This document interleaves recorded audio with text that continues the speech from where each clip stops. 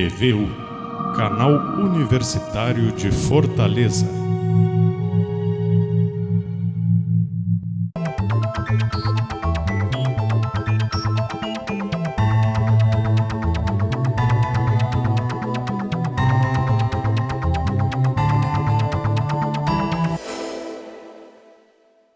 O programa Destaque de hoje está recebendo aqui nos estúdios do Dr. Manuelito Eduardo Campos, da Faculdade Integrada da Grande Fortaleza, a professora Maria Josefina da Silva. Ela acaba de lançar um livro, Autonomia e Saúde Mental, o desafio para uma velhice bem-sucedida. Mas antes da gente falar um pouco do seu livro, professora, eu queria saber quem era a senhora, quem é a professora Maria Josefina da Silva, como é que a senhora... O que a senhora faz, qual é o seu currículo, como é que a senhora chegou até aqui e por que esse assunto que a senhora está aqui mostrando em um livro? Bom, eu sou enfermeira, sou cearense, né, mas sou formada pela Universidade Federal do Rio de Janeiro e voltei para o Ceará em 86. Aí trabalhei um pouco na Secretaria de Saúde, durante 10 anos na Secretaria de Saúde do Estado e depois fui para a universidade, de 86 até aqui. Eu estou na universidade, quer dizer, eu já poderia ter me aposentado, mas a docência é um vício, né? É verdade. A gente fica, gosta, cada turma é uma turma nova, cada conjunto de trabalho é um trabalho diferente. Então, e por que escolher essa profissão? Como foi que, de repente, a senhora escolheu... Eu quis ser enfermeira? Ser enfermeira. Minha mãe é visitadora sanitária, né? E ela toda a vida quis ser enfermeira, só que ela nunca teve uma formação acadêmica para isso. Aí perguntou se eu queria estudar no Rio, eu digo, quero, e fui ser enfermeira, quer dizer... Não tinha uma vocação para ser enfermeira, mas eu não me vejo outra coisa senão enfermeira, né? Não, acaba sendo um sacerdócio, né? A enfermagem é uma profissão extremamente bonita, né? É um pouco desvalorizada socialmente, mas é uma profissão que tem uma importância dentro da área da saúde, assim, inestimável, né?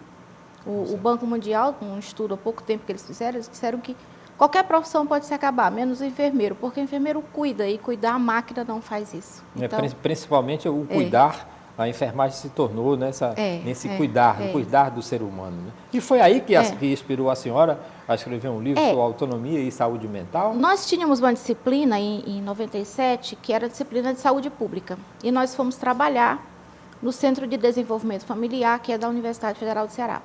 Lá um grupo de idosos queria verificar a pressão e tal, a gente começou a fazer isso debaixo de uma mangueira. E a partir daí nós começamos a formar um grupo. E esse grupo... Depois de 3 anos que nós vimos que ele estava solidificado, aí nós fizemos um projeto de extensão. Eu e a professora Fátima Maciel, que é uma professora do departamento, que é realmente quem coordena o grupo. Eu ajudo na coordenação. Então, esse grupo ele tem uma vida desde 97, né? E a peculiaridade do grupo. Nós não, como é um projeto de extensão, nós não temos recursos para poder dar sopa, dar presente, fazer tudo.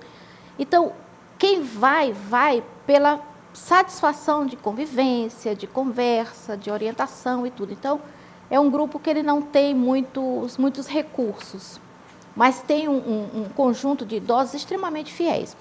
E aí a gente começou a perceber que são pessoas pobres, não miseráveis. São pessoas pobres, com grandes dificuldades, com drogadição, com alcoolismo e tudo, mas que tinham uma satisfação de viver muito grande. Eu tinha feito meu mestrado em Sociologia, eu estudei o Agente de Saúde do Estado, e aí eu fui fazer o doutorado em enfermagem, que eu digo, senão eu vou virar um híbrido que não vai ser uma coisa nem outra, né? Eu voltei para a enfermagem. E aí eu digo, por que não fazer uma tese procurando saber como é que no processo de construção de vida dessas pessoas, elas conseguem, apesar de todas as diversidades, viver bem, ter uma velhice, que eu chamo de uma velhice de bem-sucedida, para não ficar criando neologismo, terceira idade, quarta idade, não sei o quê, é velhice mesmo. Né? A gente é criança, é adolescente, é adulto, adulto é velho ou idoso, mas que não configura como uma coisa pejorativa. Né? Então, eu coloquei velhice bem-sucedida. O que era isso? Aí eu digo, bom, quais são os elementos que eu vou buscar nesse? Autonomia, porque eles diziam muito assim, a diferença entre ser velho e idoso é ter condições de fazer as coisas sozinho. Velho é aquele que precisa dos outros. Idoso é quem faz sozinho. Então, o conceito é autonomia.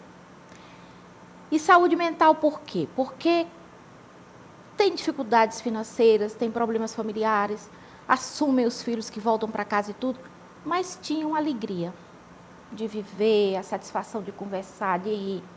E tem uma autora muito interessante dentro da enfermagem, a Berger, que ela usa o termo velhice bem-sucedida. E usa saúde mental como?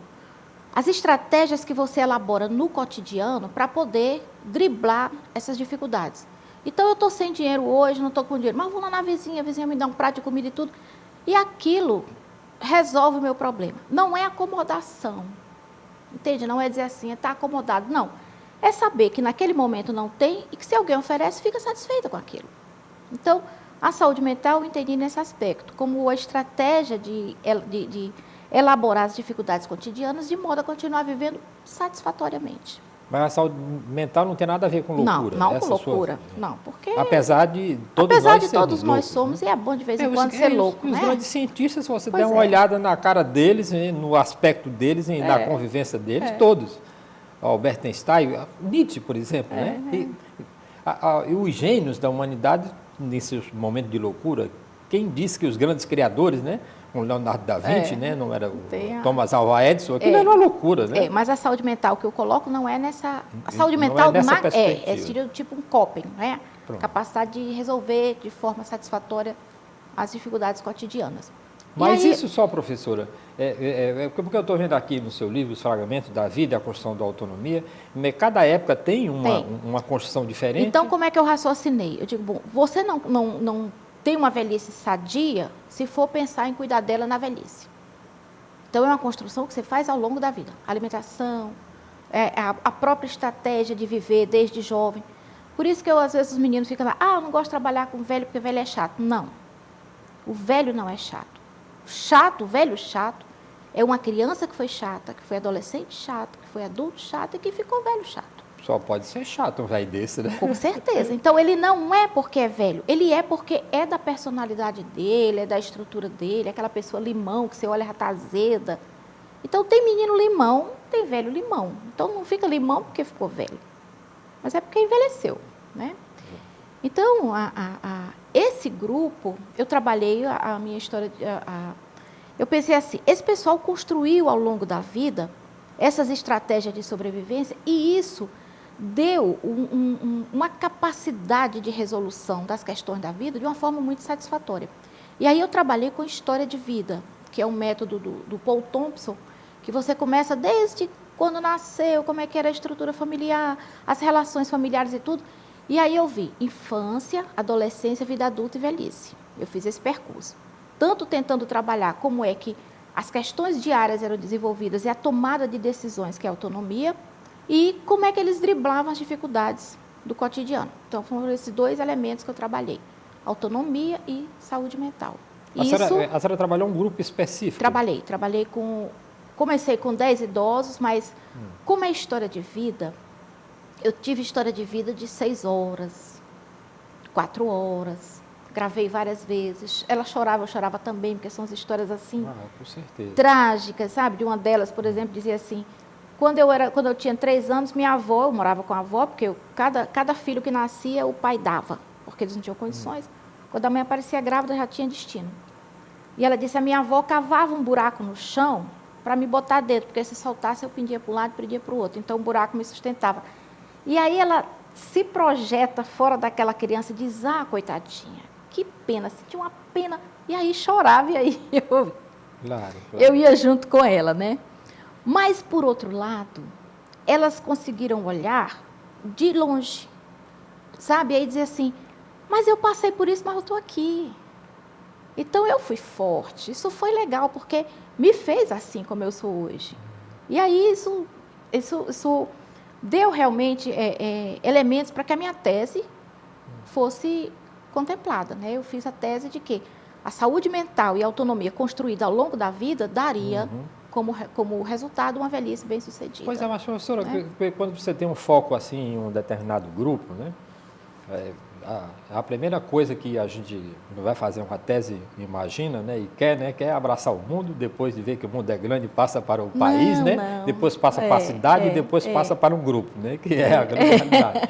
Mas quando você examina um grupo, né, com determinadas características, né, um grupo específico, 10 idosos, né, que tem uma história de vida mais ou menos parecida.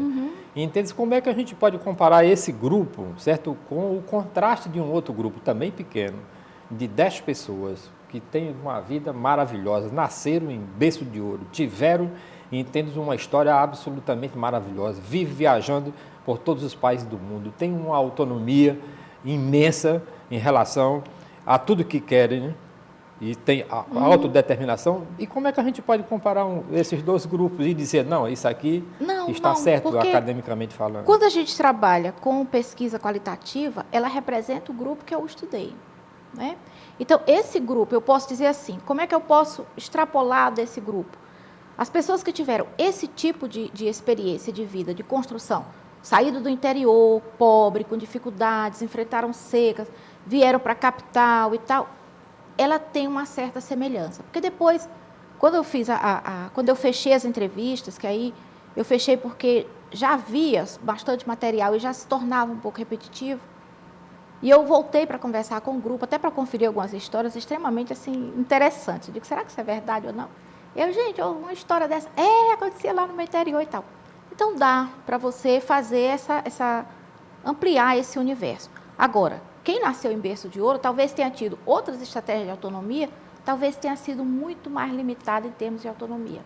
Como são nossos filhos hoje? Um menino de 20 anos não sai sozinho no centro porque se perde. Esse pessoal saiu de casa com 8 anos de idade. Foram para a casa de pessoas estranhas, trabalhar como empregada doméstica, ou então ser filha, vou tratar como filha, mas não comia na mesa, comia a asa da galinha se sobrava, não estudava porque tinha que fazer recado. Esse pessoal soube driblar essas dificuldades e conseguiram sobreviver. É claro que um grupo de uma origem mais abastada vai ter uma autonomia diferenciada, por exemplo, poder viajar e tal, não sei o quê. Mas não tem essa couraça de capacidade de enfrentamento dessas dificuldades. Eu entendo assim, sabe? É interessante até a ideia da gente fazer a mesma pesquisa com um grupo mais seletivo em termos de condições socioeconômicas e ver quais foram as dificuldades que eles tiveram e como é que eles enfrentaram isso, né?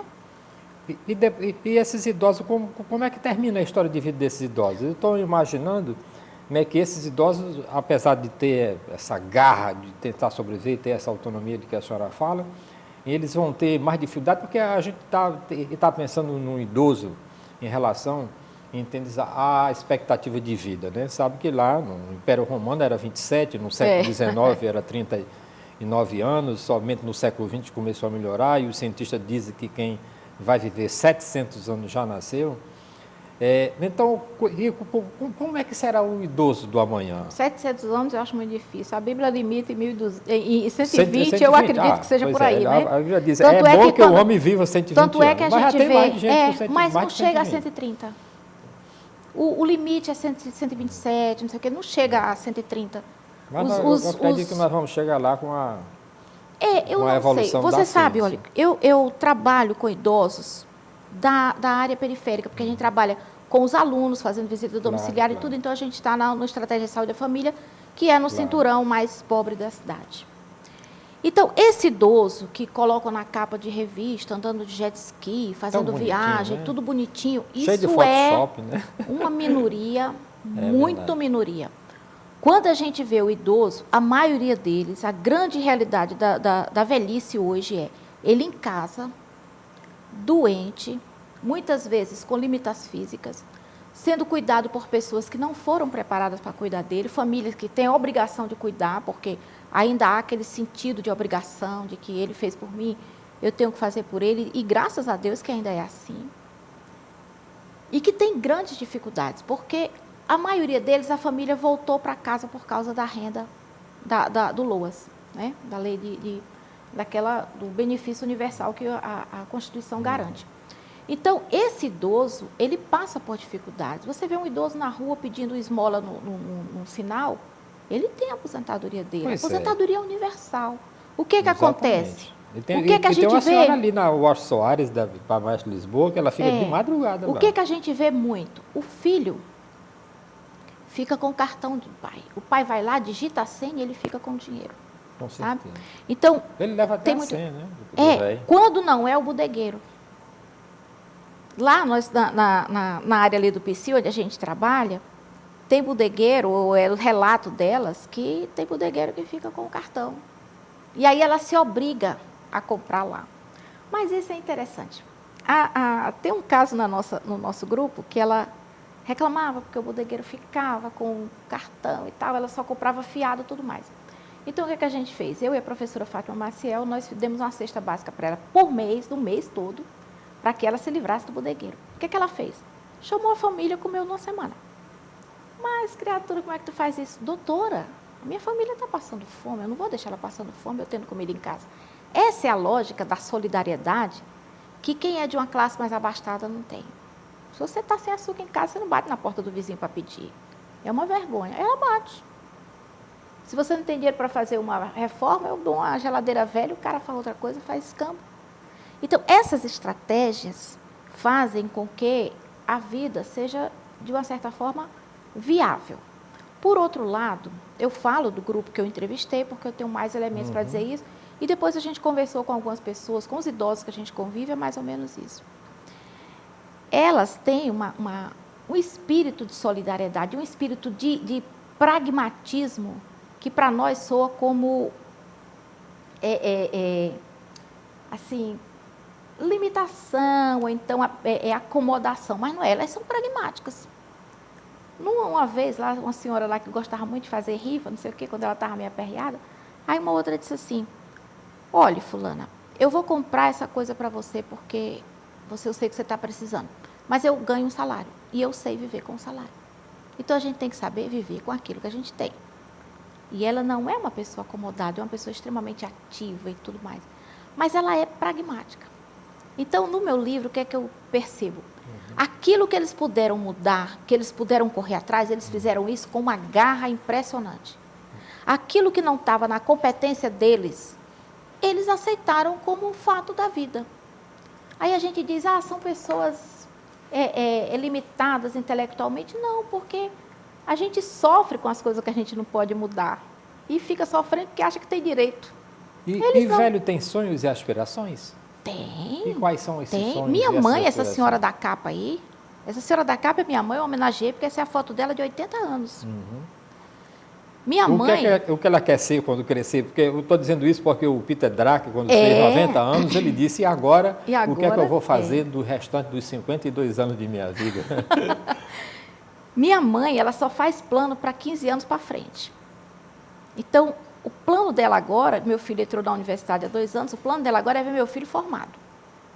Então, ela disse, Jo, eu não posso morrer antes disso, que eu quero ir para a formatura do Fernando. Tudo bem. Quando o Fernando se formar, com certeza ela vai arranjar outro plano. Mais de 10 anos, né? De 10 anos pela frente. Então, ela é uma pessoa extremamente ativa, tem as doenças de velhice, tem as compensações dela, tem as hipertrofias ventricular e tudo, mas viaja, é ativa, gosta de conversar, ler, adora fazer um joguinho, palavras cruzadas e tudo. Então, é uma pessoa que tem limitações, se a gente for olhar, como qualquer adulto, a gente tem, criança tem, jovem tem, mas não são, assim, trágicas pela velhice. Claro. Não precisam ficar fazendo plástico. A gente não começa a ficar velho quando nasce? Aos 30 anos nós começamos a perder a massa muscular? Diga isso não, porque senão a mulherada vai ficar com a cara igual isso aqui, tudo lisa de botox. Mas com 30 anos você começa a perder a massa muscular e isso é inexorável a vida humana, né? Com certeza. E quando você constrói a sua vida com a sua personalidade... Mas na epígrafe desse livro eu coloco um diálogo que eu acho muito interessante. Ele está conversando, é o professor conversando com o discípulo, ele diz assim, você não tem medo de envelhecer? Ele está morrendo de uma doença degenerativa extremamente limitante. Ele diz assim, não, porque envelhecer é mudar para melhor. Se eu permanecesse com 20 anos, eu seria tão ingênuo e tão ignorante como com 20 anos. A vantagem de envelhecer é que você sabe que vai morrer, por isso você vive melhor. Com 20 anos a gente acha que não morre, então a gente faz todas as loucuras. Entende? Uma pessoa que acredita em vida depois da morte, que acredita em ressurreição, que acredita em outro mundo, de qualquer religião, não é só da cristã, não. Essas pessoas vivem, a senhora acha que vivem melhor? Vivem. E porque tem a esperança de que... Vivem, a esperança é a perspectiva de que tudo não termina aqui. Eu acho que isso é muito bom. A gente conversa com... Eu tenho uma disciplina que é processo, saúde e doença. E aí eu começo a disciplina fazendo os meninos fazerem uma entrevista com uma criança, um adolescente, um adulto e um idoso, perguntando o que é saúde. É interessante como em cada faixa etária, a saúde é aquilo que me dá prazer e que eu posso fazer. A criança é brincar. É verdade. O adolescente é poder sair com os amigos e tudo mais. O adulto é poder trabalhar. E o idoso é ter a proximidade com Deus. E estar em paz consigo mesmo. Não tem nada a ver com saúde. Mas para ele, saúde é eu poder ir à minha igreja, poder orar, poder ler minha Bíblia, ter paz com Deus, ter paz com minha família. São coisas extremamente subjetivas que não vão melhorar o problema cardíaco dele, mas que dão uma qualidade de vida a ele fantástica. Mas melhora a qualidade de... Melhora a qualidade de vida. Enquanto ele estiver aqui. Isso. É claro que a gente vai morrer mesmo. Né?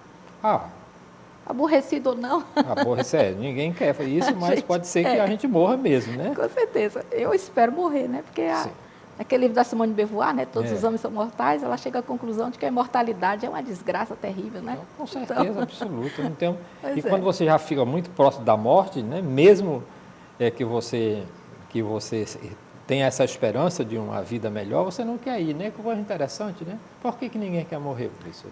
Pelo desconhecido. Né? Eu acho que lá dentro do útero da gente também, o menino não quer sair de jeito nenhum. É porque é um lugar Tanto tranquilo. É que sai na marra, né? Ele sai na marra e começa a morrer. Né? Porque ele não sai, né? Porque é um desconhecido. Quer dizer, a morte, nunca ninguém voltou para dizer como é que é, né? Então é um desconhecido. Com e certeza. O mundo é bom, viver é bom. Pois é muito bom, né? Viver nesse mundo. Eu gosto. Né? Por isso que a gente quer viver. Eu gosto. E quando a senhora chama de uma velhice bem-sucedida, esse desafio da velhice bem-sucedida, ela é um desafio para o bem-estar ou bem-sucedida de sucesso? Né? Não, é a compreensão de que a velhice, diferentemente da infância, que tem as suas limitações, por exemplo, o menino não pode sair sozinho à noite, né? O adolescente não pode comprar uma casa, né? Então, as limitações da velhice, elas podem ser vividas de forma a ser compensadas, né? Então, o bem-sucedido não é a ausência de problema, é saber conviver com os problemas e buscar estratégias, digamos, problemas físicos. Por exemplo, eu não consigo subir uma escada, eu pego uma bengala e subo, continuo subindo. Eu tenho dificuldade de visão, eu uso óculos. Eu tenho dificuldade de sair à noite, se eu preciso arranjar alguém que me leve.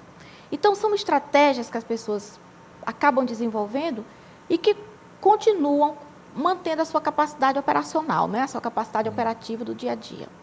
Porque, na realidade, quando a gente estuda saúde no frigir dos ovos é adaptação. Você tem que se adaptar ao meio, né, para você viver. É adaptação. É o organismo se adaptar e continuar operando dentro daqueles seus limites de capacidade. A senhora falou no começo da nossa conversa que acreditava que o homem, a média de vida seria 120 anos, que a senhora acreditava na Bíblia. E aquele Noé que teve um filho há 500 anos e Matusalém... Matusalém viveu não sei quanto, mas depois do dilúvio, aí é que os homens começaram a viver menos. Mas antes ele já vivia muito, eles viviam muito. Depois, o Adão era para ser imortal, né? Caiu na besteira de comer a maçã. Perdeu a imortalidade. Adão tinha umbigo, professora? Eu não sei, eu não estava lá para ver, mas eu acho que não. Mas é uma pergunta muito interessante. Eu acho que não. Porque se Adão tinha umbigo, quem foi que amamentou Adão? Se ele foi criado pelo Criador, ele não tinha, né? A partir da... Se for fazer o raciocínio lógico... Então Eva também não tinha umbigo. Quem teve umbigo, a partir de foi o Abel e Caim. Porque nasceram de Eva. Né? O Criador, acho que ele não se preocupou em botar um umbigo lá. Não sei. É muito interessante. Professora, então eu queria que a senhora, nós estamos chegando ao final aqui da nossa conversa, eu queria que a senhora falasse assim e contasse em poucas palavras a quem esse livro se destina e quem poderia, onde poderia ser encontrado, né? Porque isso é importante para a gente. Esse livro, ele é um livro que ele foi escrito assim, ele é uma tese de doutorado. Ele foi defendido com uma banca de doutores, mas ele é um livro leve. Por quê? Porque ele conta histórias e eu analiso a partir de autores essa história e vou construindo com o olhar do idoso, que é um estudo hermenêutico. Então, é um estudo compreensível. Então, eu vou analisando a partir do olhar dele. Eu pouco entro na história. Aqui e acolá eu interfiro alguma coisa, mas é a partir de como eles construíram isso. Então, é um livro leve. Eu diria que esse livro é para ser lido desde a adolescência, porque talvez seja uma geração em que as referências de família se acabaram aí. A minha geração de idosos, quando eu tiver em outubro, que eu entro formalmente para a vida idosa, né, que eu faço meus 60 anos. Eu tenho 69, vou fazer 70 no dia 1º de junho. Eu já sou um velho, professor? Pelo Estatuto do Idoso, desde 60. Mas na minha cabeça, no meu cérebro, claro. no meu corpo, nas minhas atividades e nos meus sonhos, eu sou um menino de 24 anos. Eu conheci um senhor de 77 anos que corre 1 hora todo dia. E o filho dele, que tem 40 e poucos, não aguenta andar um quarteirão. Fuma, bebe, é obeso. Então a idade não tem muito a ver, né? Com certeza. Professora, muitíssimo obrigado. Eu conversei aqui com a professora Maria Josefina da Silva. Ela lançou esse livro aqui, Autonomia e Saúde Mental. A senhora não disse onde se encontra o livro. Sim, ele é vendido eu tenho um blog. Esse livro ele é vendido na internet, no Amazon.com e na biblioteca, biblioteca24x7.com.br. É uma nova modalidade de edição em que o livro só é impresso quando você compra. Aí a história da preservação do meio ambiente e tal, legal. Né? Então, ele é um livro que você compra e eles imprimem, ou você pode entrar na biblioteca 24x7.com.br e alugar. Ele também está disponível para alugar, mas ele pode ser vendido, ele é vendido no Amazon.com também. Ok, muito interessante. Eu conversei aqui com a professora Maria Josefina da Silva. E se você quiser sugerir temas aqui para o nosso programa de destaque, o nosso e-mail é fgftv@fgf.edu.br. Agradeço muitíssimo a sua presença aqui. Obrigada pelo convite. E na próxima semana voltaremos com outro personalidade em destaque aqui pela FGF TV, o seu canal universitário de Fortaleza. Muitíssimo obrigado pela sua audiência.